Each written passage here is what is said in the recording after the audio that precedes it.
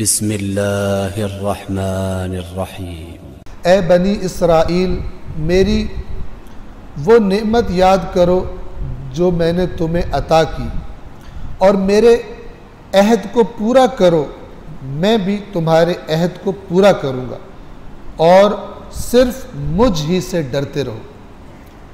جن سے خطاب ہو رہا ہے وہ مدینہ کے موجودہ یہودی ہیں۔ رسول اللہ جب ہجرت کر کے آ گئے، یہ ذرا سینیریو سمجھ لیں، خطاب ان سے ہو رہا ہے، لیکن جو ان کو خرابیاں بتائی جا رہی ہیں وہ ان کے بزرگوں کی خرابیاں بتائی جا رہی ہیں۔ لیکن اللہ یہ نہیں کہتا کہ تمہارے بزرگوں نے کی، کیا فرماتا ہے؟ تم نے یہ کیا، تم نے یہ کیا، تم نے یہ کیا۔ کیوں؟ اس لیے کہ یہ اپنے بزرگوں کے نقش قدم پر چل رہے، ان کی خرابیاں ان کے اندر موجود تھیں، تو اللہ نے فرق ہی نہیں کیا۔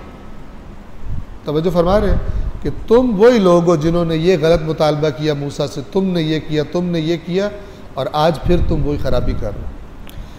کیا مطلب ہے؟ میری نعمت کو یاد کرو، یعنی میرے احسانوں کو یاد کرو۔ تمہیں فرعون نے غلام بنایا ہوا تھا، تم پر اتنے ظلم کرتا تھا، میں نے کتنے احسان کی، تمہیں کیسے اس طاقتور اور ظلم اور بربریت کرنے والے سے تمہیں نجات دی۔ اس نجات کا مطلب کیا تھا؟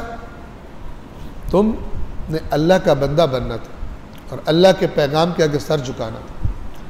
اب یہ جو زمانہ ہے، اب ہمارا ایک رسول تمہارے پاس پیغام لے کر آیا، میرے ان احسانوں کا اس کی شکر گزاری یہ ہے کہ اس نبی پر ایمان لے آؤ، اس نبی پر ایمان لے آؤ۔ اگر تم یہ عہد پورا کرو گے، میں نے عرض کی ہوئی ہے کہ یہ جو مدینہ آئے تھے یہ ہجرت کر کے کہیں اور سے آئے تھے، چند نسلیں پہلے آخری رسول کے انتظار کرنے کے لیے مدینہ آئے تھے، کیونکہ ان کو بتایا گیا تھا کہ آخری رسول اس سرزمین پر تشریف لائے گا۔ اب اللہ کہہ رہا ہے وہ تمہیں پتہ ہے نا، اسی لیے تم آئے تھے، اب اپنا عہد پورا کرو۔ اگر تم عہد پورا کرو گے تو پھر میں اللہ بھی اپنا عہد پورا کروں گا۔ ان کو پتہ تھا کہ جو اس نبی پر ایمان لائیں گے وہ بہترین اللہ کی مخلوق ہوگی، بہترین امت ہوگی۔ اللہ کہہ رہا ہے یہ کب ہوگا؟ جب پہلے جو تمہارے ذمے ہے وہ کرو، پھر جو میں نے کہا ہوا پھر میں اپنا وعدہ بھی پورا کروں گا، اور صرف مجھ سے ڈرو۔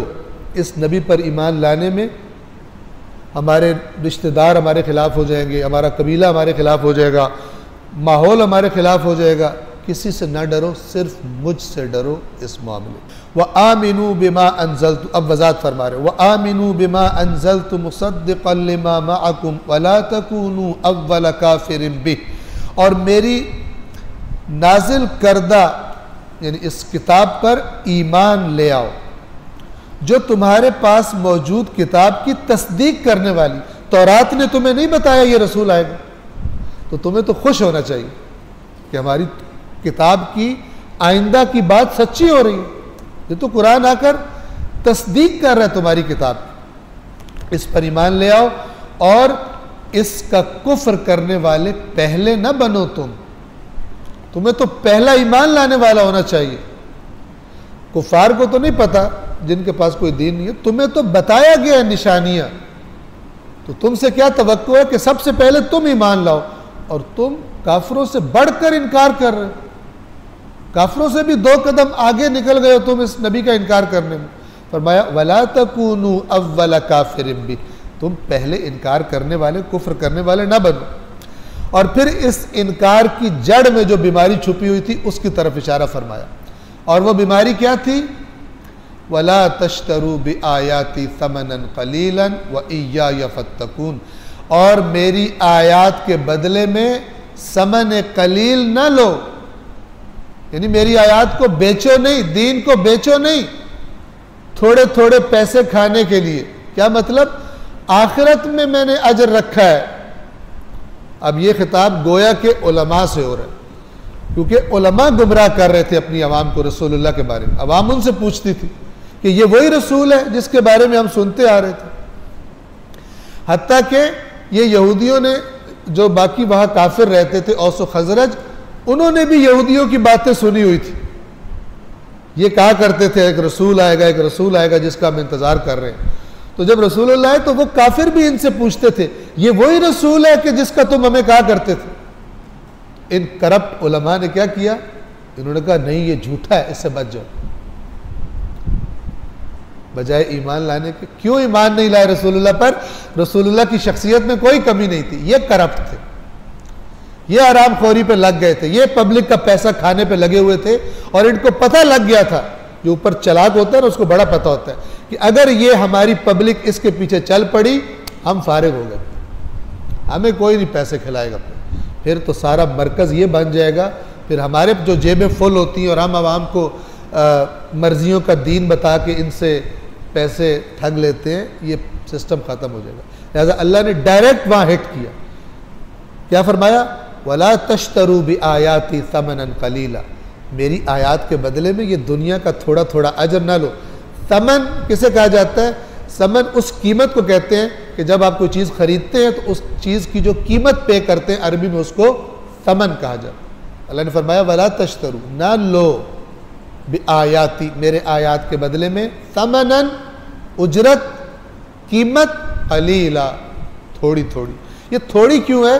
آخرت کے مقابلے تمہیں نہیں پتا، تم تو کہتے ہو تم مومن ہو، تو مومنوں کو تو پتہ ہے اللہ نے کتنا اجر رکھا ہے دین کی خدمت کا، تو پھر تم لوگوں سے پیسے کیوں لیتے ہو، لوگوں سے کیوں مطالبے کرتے ہو؟ اور یہ چیز جڑ جاتی ہے پھر دین کی تعریف کے ساتھ۔ مثلا اگر دین بتانے والے کو یہ ہو کہ میں ایسا دین بتاؤں جو خدا نے بات کی ہے صاف صاف وہ بتاؤں، یہ ایک ہے۔ دوسرا کہتا ہے میں اس طرح کر کے بات بتاؤں کہ اگلی دفعہ بھی مجھے بلایا جائے، انوائٹ کیا جائے یہاں پہ، تو پھر یہ انویٹیشن کے تقاضے بھی پورے کرے گا، پھر یہ آہستہ آہستہ وہ کمپرومائزز کرنا شروع کر دے گا کہ جس سے اللہ راضی ہوتا ہے یا نہیں ہوتا، سننے والے ضرور راضی ہوں تاکہ آئندہ بھی مجھے بلائیں اور میری جیب گرم کریں۔ وَلَا تَشْتَرُوا بِآيَاتِي ثَمَنًا قَلِيلًا، میری آیات کے بدلے میں ثمن قلیل نہ لو، وَإِيَّايَ فَاتَّقُونَ، صرف مجھ سے میرا تقوی اختیار کرو، ٹھیک ہے؟ یعنی ایسے کام نہ کرو جس سے میں ناراض ہو جاؤں، میرا تقوی اختیار کرو۔ وَلَا تَلْبِسُوا الْحَقَّ بِالْبَاطِلِ، یہ ساری بیماریاں ان میں موجود تھیں، علماء کی کرپشن بیان ہو رہی ہے۔ حق کو باطل کا لباس نہ پہناؤ، یعنی اپنی غلط ملت باتوں سے حق کو نہ چھپاؤ، حق کو تم جانتے ہو، بتا دو لوگوں کو جب سوال کر رہے ہیں کہ یہ وہی نبی ہے، بتا دو کہ یہ وہی نبی ہے، نہ جھوٹی مٹھی تعویلیں کر کے اور اس حق کو چھپانے کے لیے اسے باطل کا لباس پہناتے ہو، ایسا نہ کرو۔ وَتَكْتُمُ الْحَقَّ، اور حق کو نہ چھپاؤ، وَأَنْتُمْ تَعْلَمُونَ، اور تمہیں علم بھی ہے کہ یہ برحق رسول